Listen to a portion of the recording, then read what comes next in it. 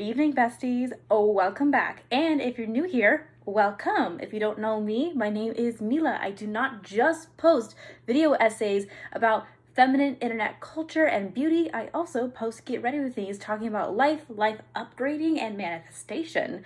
If this is your first time here, go ahead, click the plus. Leave a comment if it's positive, and let's get into today's routine. Today's topic is going to be really interesting. I want to talk about how to reprogram your brain for a successful dream life, especially as someone with OCD like me. Yes, I do have OCD, and I am neurodivergent, which means that it either makes me a really great manifester, but it also makes manifestation extra difficult in a lot of ways. Because what people don't realize is that having OCD makes you a chronic warrior. I am a worry-wart. Like, it doesn't matter. Like, my daydreams will be day nightmares. It doesn't matter how much I try to think positively about things. Sometimes my brain cannot help it. I will always go back to the cycle that will always go back to everything's not working out for me, everything sucks, everything's bad, I'm a bad person, blah, blah, blah, blah, blah. Of course, do not apply to me in the same way now. Guys. I recently just had a life coaching session from my therapist that retired, and I was like, whoa, why do you suddenly want a session? It wasn't worth it. I just was like, it was just things that I feel like didn't feel good to hear, but she reminded me of something really important, and that was the fact that I have for so long done so many great things that made my life really good, and that also were really good for manifesting and producing gratitude and helping me like seize for success, in the sense where it actually reprogrammed my brain for accepting my highest self, accepting my life. Because what can happen is that if you don't do that internal work, when you get your dream life, which it will happen, it's inevitable, it will happen, it will actually lead you to reject it. It will lead your subconscious to reject it because it seems scary, because change is scary. That's what happened. And she said that I was always really good at that. So I thought for today, we'll talk about all the different habits and things that I have done that, and like mental habits that have promoted a great, robust reprogramming, so I can hold on to my dream life and it can come running towards me. And it will also come running towards you, I know for sure. And I'm not saying I hope, I'm saying I know for sure. I know in full certainty that all the good shit that you want to happen in your life is gonna happen to you. Whether you like it or not, it's gonna happen, and it's gonna happen fast. About dreams and day nightmares. Hopefully I didn't cut that out in post. I wanna talk about how I set up my nighttime routine. And it doesn't matter, I always go to bed late, I just can't help it. But I like to talk to myself in my head about what I'm going to dream about. Yes, you heard me right. That is correctamundo. I like to practice what I am dreaming about, and I'm gonna practice thinking about what I want to dream about before I go to bed. And that's a great way just to set the vibe, so I can think about how great and beautiful my life is becoming and how time is collapsing and it's all coming to me forward and forever. Before I rinse off my face, I want to give one last thing about dreams, and that is, say what you want about dream interpretation. I do believe that those books are indeed a scam and are not necessary. However, big however, I personally believe that your dreams mean something, and that if you're dreaming about doing something bad that you would not do in real life, that you are doing something bad, that's a sign that you are lacking something in your life. Like, for example, I consistently, this is about to get a little PG-13, this is actually about to get rated R. I sometimes continuously dream not just about fairy tales, but I also dream about being in one of those fairy tales, you know, those Sarah J. Maas ones. They're sexy dreams. Oh, they're sexy. They're sexy dreams. And I noticed that I also dream a lot about being someone's sugar baby and making a lot of money really quickly. And that boggles me. And I realized, okay, in like real life terms, maybe that's a sign that I just want a man that finds me very attractive, that can't get enough of me, and is also generous. I'm gonna interpret it like that. So listen to your dreams and practice having good dreams. You can program yourself to have good dreams, so your dreams can communicate to you, and you could communicate to your dreams as a way to program your brain, and they can also help you figure out what you might be lacking in your life right now. Back. But yeah, let's get back to the notes that are on my phone because I have some really great topics. So I need to allocate time throughout my day to daydream. And that is so incredibly helpful because then it gives me practice into just being happy about where my life can lead. And I need to practice not being anxious through it because, like I said, I have day nightmares sometimes because of my OCD. The ability to mitigate that and practice daydreaming in a way where I can start feeling good about my life and somehow feel good in the moment too is collapsing time and bringing things closer to me, because it's all just social conditioning to make sure that when you get your dream life, which it will happen and fast, that you are ready for it. But yeah, so it's kind of like that interesting thought process where it's imperative that you give yourself those times to daydream in order to challenge negative thoughts. How do I challenge negative thoughts and negative thoughts about my dream life? About, can I do this? Will I get to this point? What happens if I get to this point? You know, it's like basically imposter syndrome before anything else happens. And comfortably and confidently, I can tell you daydreaming is the best practice. I have a really great method for making a really good vision board. And that is, I'll have a big overarching vision board, but then I'll have a weekly vision board, my daily vision board, I'll have a seasonal vision board, and I'll have a yearly vision board, something along those lines. So I have something that's more present, and then I have something big and overarching and abstract. It is also imperative that you already have pictures of yourself in your vision board, whether you use chat to animate them or use chat to make it look like you're doing something really cool that's in your field. You need to take the cool stuff that is not there yet, that you are manifesting, and ingrain it into your current reality. That will help you collapse time, and that will also help it feel more real, because the best way to manifest is not to always have your head in the clouds, but also to find ways to ingrain your vision of your dream life into your reality. That is imperative for the life that you want to build.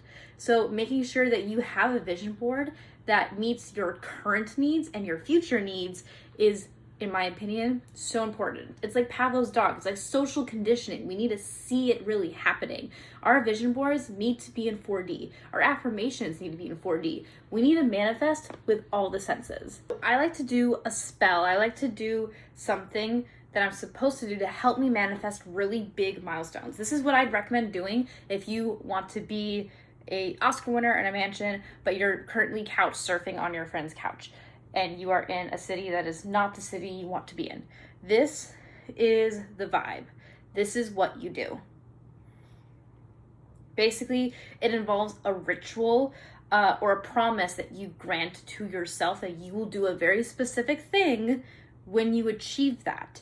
And I noticed this, that when people travel a lot for work, which they do, or they just are big travelers in general to the point where they're barely home all the time, like they travel yearly, like daily, they're just never at home, they will have something to ground themselves. When they come home, they'll always go to the same coffee shop, have the same cup of tea, read the same chapter in a book, something meant to ground them, something meant to help them feel safe and secure, that reminds them where they are right now, which is home, especially when home doesn't really feel like home because you haven't been there long enough for it to feel like home. So I thought, why not do this form of social conditioning and turn it into a ritual? For me, when I reach my first $1 million, when I get my book deal, when I hypothetically, reach 1 million followers online, when I hypothetically win an award, when I hypothetically get my TV show produced, when I hypothetically, do something XYZ like that, I will watch the 1990s Disney movie Hercules. I was originally singing I Can Go the Distance from Hercules, but back to it. That is a ritual that I like to do. That is something that I feel like is so cool because it practices this emotional realism of like, wow, this feels so good. You're turning movies into subliminals simply because you are actually like practicing the feeling of what is going to happen, what you're going to do when you accomplish these things. And when I have done that, it has felt so good. It makes me feel so good. And it makes me have hope instead of fear for my future, which is a really big deal. And I have never felt so alive when I've done that. Reading The Artist's Way, and I am starting to take myself out on little artist dates, making sure I spend the day only creating, not for work, but rather for fun.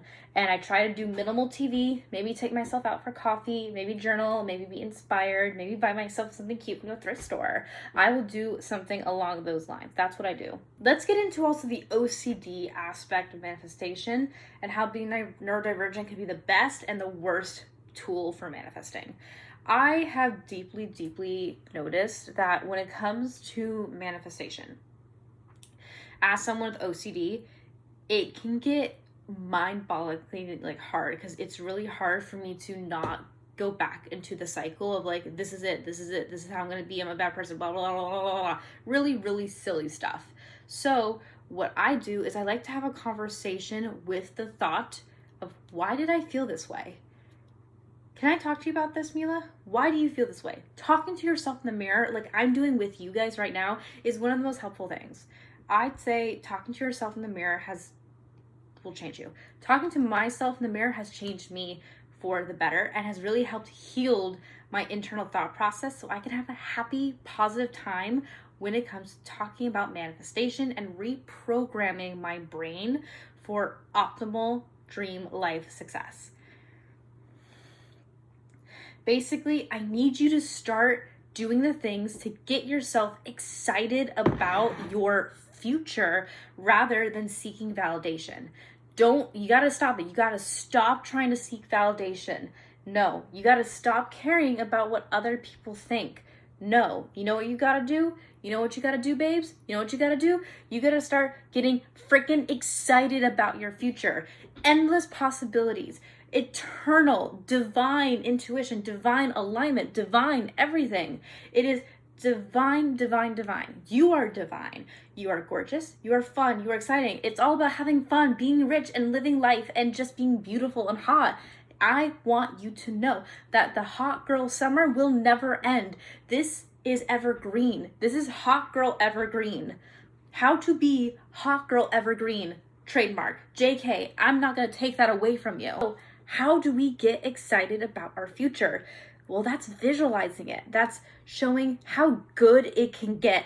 Asking yourself over and over again how good it can get, and do not cap off your manifestations. When you're journaling saying, I want $1 million, no, never do that. You're going to say, because what if the universe had the ability to give you more than that? What if the universe had the ability to give you more than what you're asking for? I would always say, thank you, next, give me more. Thank you, next. Thank you so much for the universe. Thank you so much, universe. Please show me more. Please show me more. I'm so thankful. Can I have more? Can I have more? I am so thankful. Can I have more? I also like to practice touching myself as I'm manifesting, because it just does something good. It's so ritualistic, it's so powerful, and it feels fabulous. So I always like to grasp my shoulders like this and be like, life is beautiful, life is fun, life is great, life is amazing, I'm amazing, you're amazing, you're beautiful, you're great, you're hot, you're sexy, you're smart, you're rich, you're on it. It's the vibe. The Lexa Pro is working. Day nightmares are the thing. I have to learn how to not circle back to a negative thought. Like when I would daydream about my first big girl apartment, I would inevitably end up daydreaming about it getting broken into and me losing all of my valuables and me feeling like it's the end of the world. And I'm like, okay, obviously I think that material possessions are more valuable than my life for some strange reason. And obviously that's not going to happen, because I will remember to lock the door, and most likely if I'm home, I'll wake up and I'll beat the frick out of them. Just let me have this, just let me have this, just let me have this, just let me have this. Talk about how to make your manifestations, specifically your affirmations, feel more 4D. And that is the idea that you need to start tackling it at all angles. I started feeling this or coming up with this when the Odyssey came out and people were watching in 4D, and it was so magically ingraining. And that is the secret to making your affirmations feel like 4D is you making them yourself, and most importantly, you putting it in your own language. I'm not saying make up a language like what they did in Phineas and Ferb. Loved that show when I was a kid.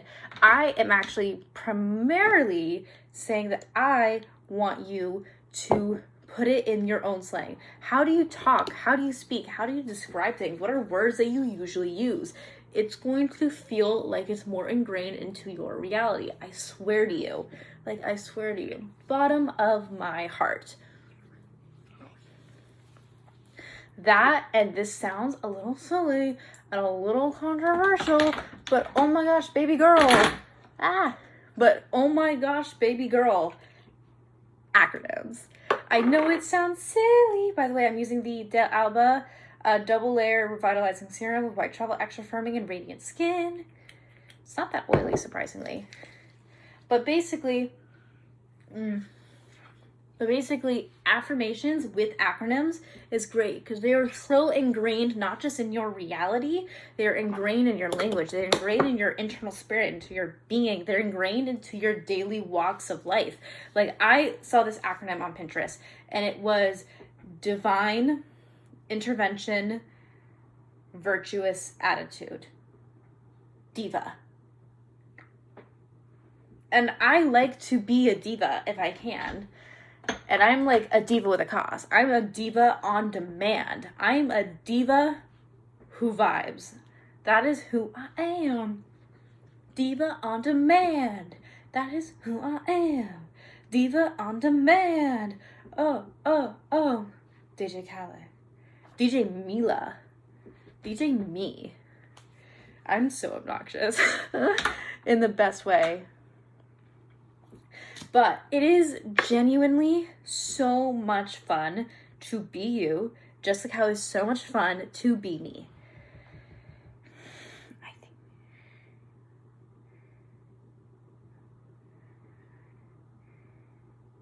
But I think ingraining things into your daily life, making your affirmations 4D, requires you to use language you already use, requires you to make your own affirmations, and I think requires you to practice putting them into an acronym. And now, for the past few weeks, I've just been diva. And if you will ask me what I am saying, divine intervention, virtuous attitude, it is because I say, well, it means diva. It is diva in Mila language. Divine intervention, virtuous attitude.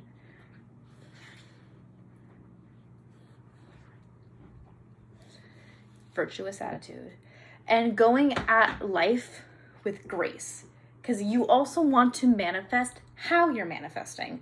In the sense where, like, you want to practice a healthy way to get what you want. You want to practice a healthy way of security where the less you do, the more you get. Minimum input for maximum output. Minimum input for maximum output. That is what you want to do. And that is what I have been doing. And it has been making me feel so phenomenal that I personally, the affirmations work. I used to think that affirmations didn't work till I started doing this, and it was life-changing to the point where I almost cried a little. Last but not least, I'm finishing up with the Ollie Hendricks Strength Training Peptide Boosting Moisturizer. You only need a pea-size amount, so that's why I only get the small size, because I don't run out quickly. And my skin can only handle so much extra glow. Look at her.